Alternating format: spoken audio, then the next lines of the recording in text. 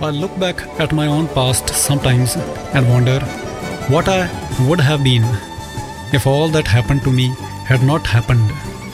Well, I would have lived an ordinary life on the ordinary level of consciousness, lived a life of ignorance and died an ignorant death, only to be born again and go through the whole thirsty crow once again.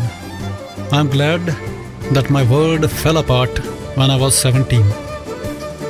If it had fallen apart when I was 70, I could have done nothing much about it. God gave me ample amount of time to work on the project of self-realization. He knew how long it is going to take and of what use it can be to the rest of us. God is no doubt great. As I said, the general progression of soul in a spiritual journey is first a withdrawal, then a tunnel, then a path, and finally a surrender. But how long an individual stays in one phase before moving on to the next is different for everyone. Some souls are very intense, like that of Acharya Rajneesh. They flow through life and its experiences like a river. Others are slow and reluctant to too much of change. God has to coax them into evolution. Some can learn from the pain of others, while some cannot even learn from their own pain. Anyway, the price of bliss stays the same. You can pay it in 500 small installments or the whole amount in cash. It depends upon you. This uniqueness of a soul is responsible for the spectrum of temperaments that you find in the enlightened ones. They are all similar and yet so different. With the withdrawal, the journey within has begun.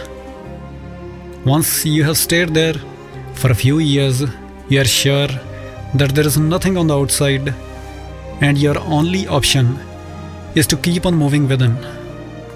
Even the darkness of the inside seems more promising than the fake glitters of the outside world.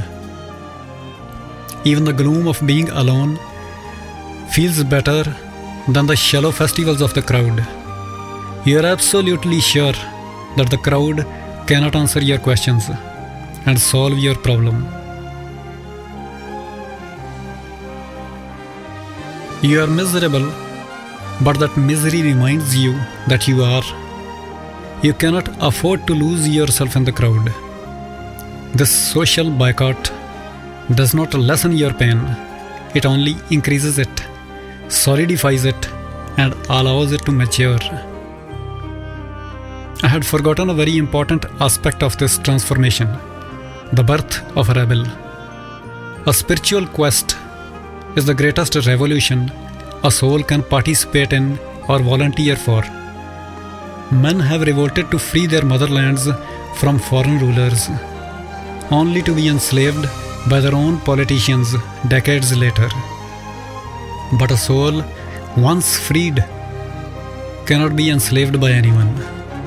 The rebellion of the spirit is the most meaningful of all, and the liberation that comes from it is the only true liberation. Unless you conquer the forces of your lust, greed, anger, attachment and ego, it's no use fighting battles with enemies on the outside. With the withdrawal, the rebel in you is born.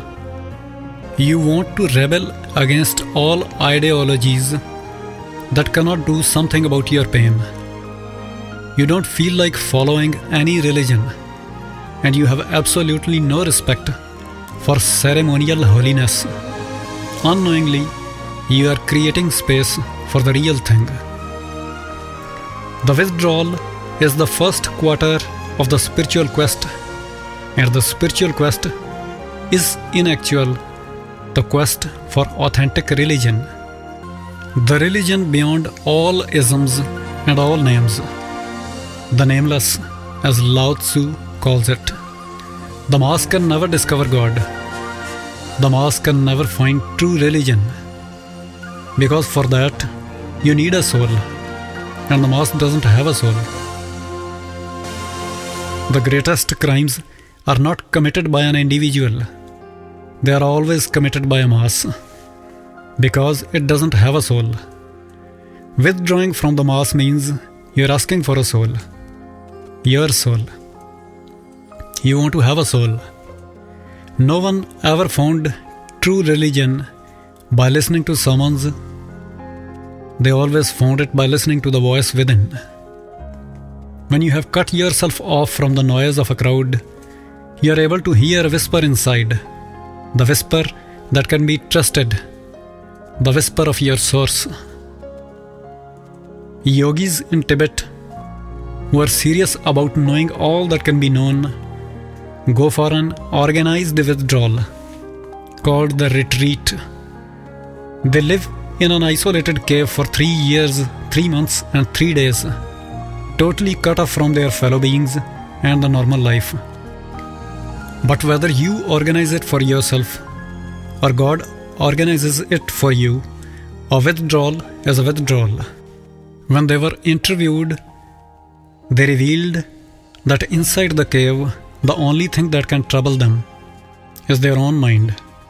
And in fact, it is only then that they realize what a troublemaker the mind is. The same is our case.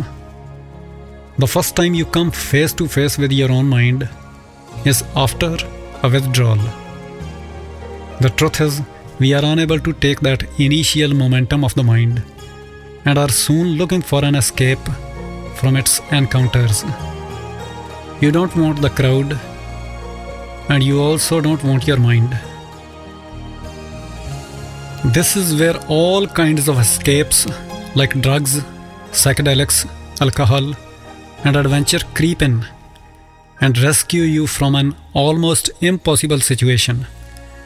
But as Shri Ram Das says, all methods are traps. So you find yourself rescued from one situation and trapped in another. This I would call a tunnel.